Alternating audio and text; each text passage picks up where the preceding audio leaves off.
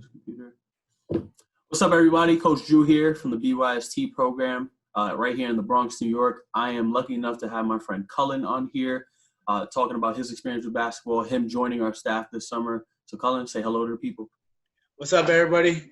Thanks, Drew, for having me. I'm excited for this interview today. Perfect. So, yeah, we're just going to be talking to Cullen, talking about his background, things like that, why he's joining the staff, his experience with basketball as well, and his experience working with the youth.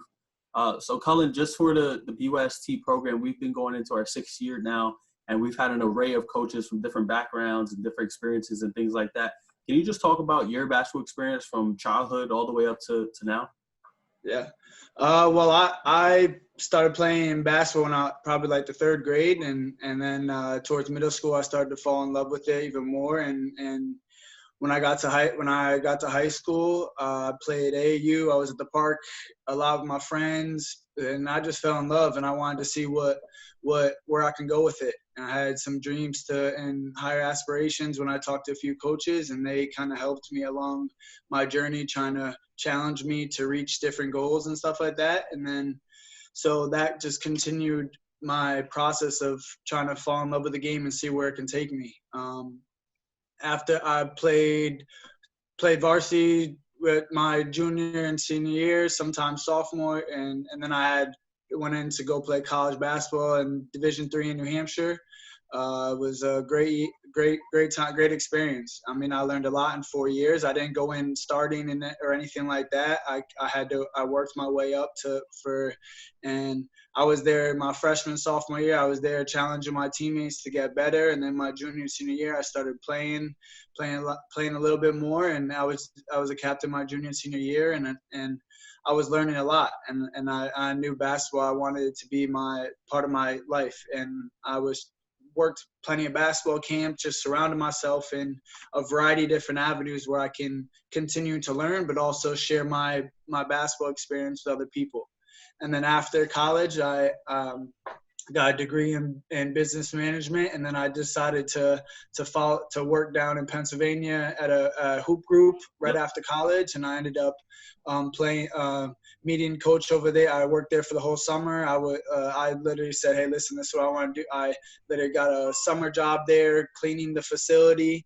I was learning from college coaches. I was working out every day, and I was just like, hey, listen, I'm surrounding myself with like-minded individuals, and I wanted to and get a chance where I can continue to better myself. And I lived there for the whole summer from June to August, and then I ended up meeting a coach from Ireland in my time there, and he ended up assisting me trying to get over to Ireland. So this was in 2016, right after I graduated college, and I ended up buying a flight ticket over there and booked 90 days because you're like your first chance over there. You're only allowed 90 days to start. And I said, hey, this is what I want to do. I met other Victory Scholars in my first year. And I slept on a futon for 3 months. And my friend, but it was just something I wanted to do. I was in schools coaching basketball. I was traveling around Ireland. I went over to Spain to coach in an international basketball tournament for youth kids. So I just found basketball as a vehicle to inspire people and also travel the world and meet new people. And then 2 years later, I met Drew as a Victory Scholar. And then the year before that, I went over to Thailand, New Zealand, and I was coaching basketball there. And that was another leap of faith. And basketball has just been a great blessing in disguise, and now I'm currently looking for my next venture and see where I could go. And I'm currently working to try and train some more players, but also do some work in my community right now. So I'm happy to be a part of the be true. Well, my bad, Drewski. Be you, stay true. Yeah, my fault. But community, I'm excited and I'm looking forward to seeing where we can roll with this. Yeah, absolutely. And don't worry about it. A lot of my professors back at school, they do the same thing to the name. But yeah, we are be you, stay true. Stay true. Yes, sir. just hearing that, I've known, ins and outs about your life and your experience with basketball, but I didn't know how in-depth each part of your basketball career was. I've only known the Ireland portion. So if you could talk about your childhood and playing with, AAU, playing with different programs, playing on elementary, middle school, CYO, whatever it may be. Can you talk about a couple of the adversities that you dealt with, like, maybe being small compared to others, or, probably not finding a shot too quick or anything like that? Any adversity that you had? Yeah, man. Like when I was in middle school towards high school, I ended up staying with the same AAU team for 5 years. Like, so that was my coach's was because he was the one that kept pushing me, and I knew like I was a small guard. I was probably 5'8" in high school, and then I was trying to do whatever it took to try and make my dreams come true, whether doing extra track workouts, calling my coach, hey, can we get up at 6 a.m. and get in the gym? I didn't start shooting till this past year. I couldn't be a knockdown shooter till 2 years ago. So, it's a process. Like, it's a process. When I was young, like, I had coaches tell me I couldn't play or do all this thing. So I kind of used that as little motivation from within and say, hey, listen, this team, I'm going to be the best teammate I can be. When I was in middle school, I didn't play. 7th and 8th grade, I didn't play at all. But I was like, listen, I love basketball so much. I'm going to continue to put in the work. And then I'm the one who continued to make basketball my ability to keep going. Some dudes I played with in high school, they stopped playing, or they went in different avenues. And I chose to continue to pursue these avenues and work. So when I got to high school, I kind of got past some of those players. And when I got to college, and then I ended up going to travel through basketball. So, it's a long process, but you got to put the effort and build yourself. Yeah, that work shows out. And just for the people at home, we serve primarily the Bronx community in New York. Can you just talk about where you're from and how basketball is over there? Yeah. So I grew up in Wethersfield, Connecticut. It's right next to Hartford. So the basketball is very good, and it's a tri-state county. So there's a lot of people who love like traveling through Stamford and all over Connecticut. So Hartford, Stamford, I played in high school, played in the CCC, which is like Windsor, Weaver, Bloomfield. So a lot of city schools. So we got to play against people who love basketball, and that's their basketball was their life. So I would just go to the park, take my bike to go to the park someday, or take my car in high school and then just go play at the park for 5-6 hours a day. Like that's what it's like. It's not like going to New York City where there's parks everywhere. Like, you have to go out searching for people playing pickup. It's still there. Like, basketball is still, like, I seeked it all out. Like, I took my bike everywhere. I took my car to try and travel different places just to find where basketball was. And there's basketball where you just got to search for it. So, it's still growing. There's a lot of good talent coming out of Connecticut, and they're still growing and developing. There's talent everywhere. You just got to search for it. So, that's dope. Yeah, it doesn't sound like it's too different. People are still passionate about the sport, and you still found those certain people within your community. Couple quick hitter questions. Who's your favorite NBA team? To be honest, that's a tough one. I like the Spurs style of basketball, but I'm a Celtics fan. Like, I was a New Jersey Nets and Celtics fan growing up, so that's just throwback, man. So right now I'm a little bandwagon. Whoever is killing basketball. Like, to be real, I don't have a favorite NBA team right now. I like some players, but I would say the Celtics per se, but growing up I watched a lot of Celtics and Nets basketball. So just because I was in my room, like, dribbling a basketball, shooting. Yeah. All right, so let me ask you a question then. We see on Twitter all the time, Paul Pierce. He's ruining his reputation right now. Yeah, he's killing out against certain things. Is he really the truth? I don't know. He's digging himself a big hole right now. But he was a problem. He was a problem when he hit some big daggers. Like, so I would say he definitely had that killer mentality when it was needed. So I did respect it. And then top 5 NBA players right now for you that you enjoy watching. I love Curry's stupid, man. Curry, Damian Lillard. I like, and then LeBron, of course. LeBron. You got, and Kawhi Leonard up there. Anthony Davis, high flyer. When the ball gets up there. So those are probably the top 5. Yeah. So they're awesome. But there's plenty of good basketball players, but that's the top 5. Yeah. Awesome. And then I've taken a particular interest, I think, in my sophomore year, I think like 2016, 2015 of college. I started watching a lot more WNBA basketball and a lot of college women hoops. Is there anything that you take from that game and you try to incorporate into your coaching, like when you coached back in Ireland? Yeah. Well, I actually was a practice player with the Connecticut Sun, so I got to go in there and interact with for 2 summers. 2 years ago, I practiced Connecticut Sun down in Mohegan, and I got to learn how hard the women put in an effort into being great basketball players. These girls, like my first practice there, the girls were just shooting and say, "That's for you," like talking junk right in my face and stuff. I was like, "All right, you got to step." And I think just the breakdown drills that they had, like, and some of the pace they play at. So I think it's just realizing the girls that I coached and some of the girls I coached in Ireland, they want to be coached and pushed just as hard as some of the boys do too.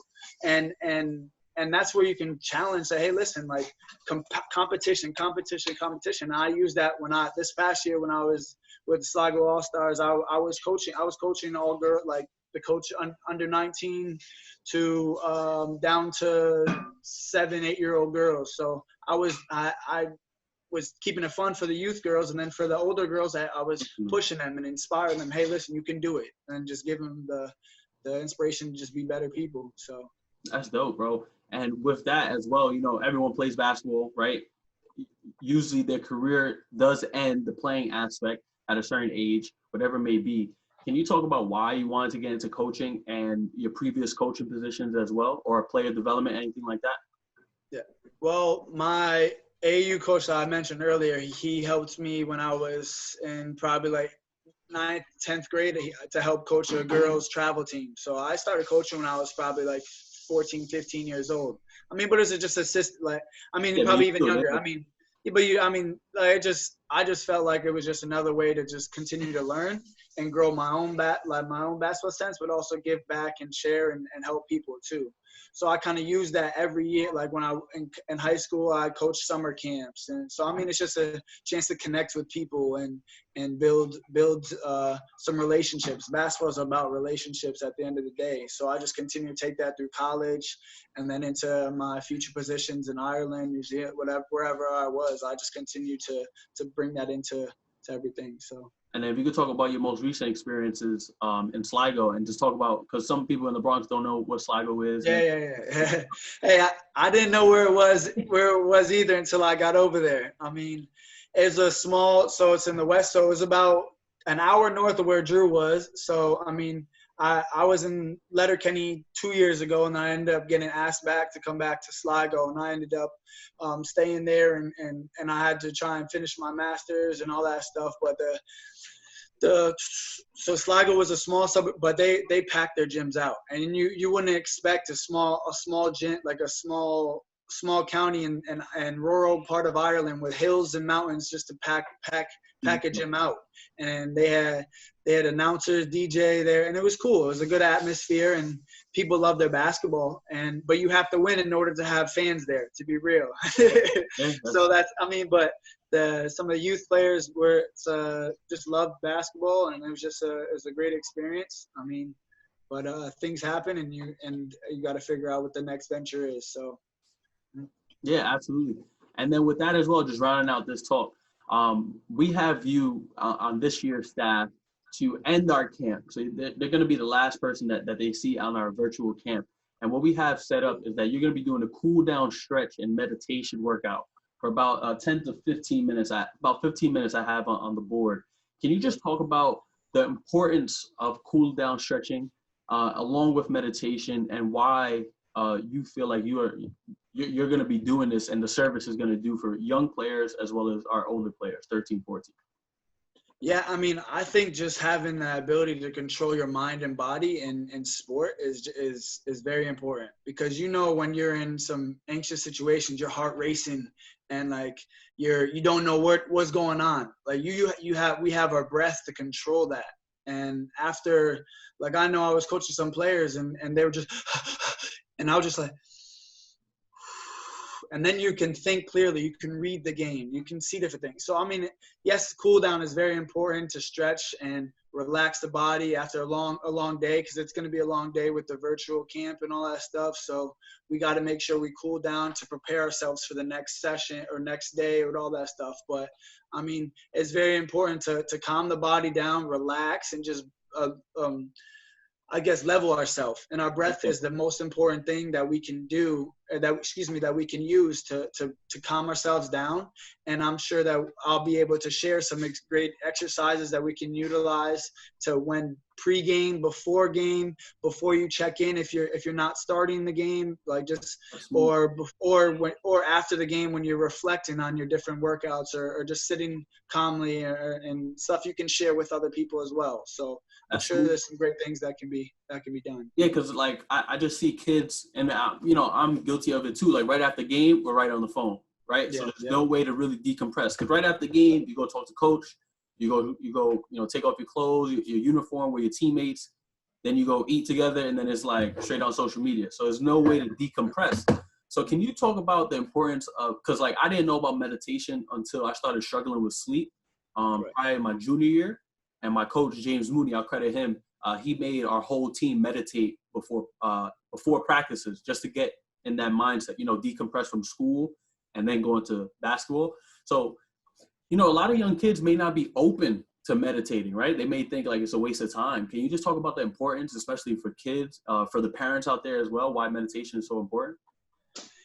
Yeah, I mean, I had, like yourself, I had trouble. There's times where I had trouble like focusing on what's going on too. So it's a time to just, hey, focus at the task at hand. We have a bunch of distractions in our lives too, and you only have, some coaches only have you for an hour and a half. So instead, for that hour and a half, you should be focused, toned in, say, hey, listen, we need to make sure this is the time to forget about stuff. Like some people, I know I need sometimes to forget about what's going on around us at times, and just focus on your brothers or your sisters that are around you in that gym, or preparing for yourself. And meditation is a way, or just focusing on the task at hand that we have.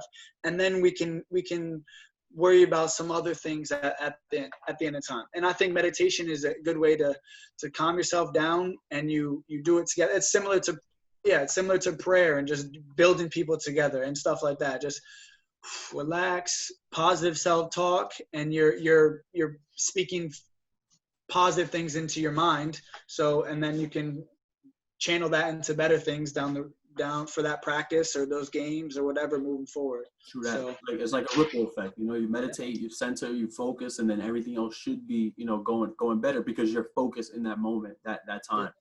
Yeah. All right. So to end this little interview that we have, remember this Cullen Donovan. He's going to be our coach for the 6th Annual BYST Basketball Camp. It's going to be held virtual July 19th. Cullen, if you could provide one piece of advice for our young hoopers out there and parents watching, we're still in quarantine in New York. I know we're going to be moving into the next phase, I think tomorrow, actually, to June 8th.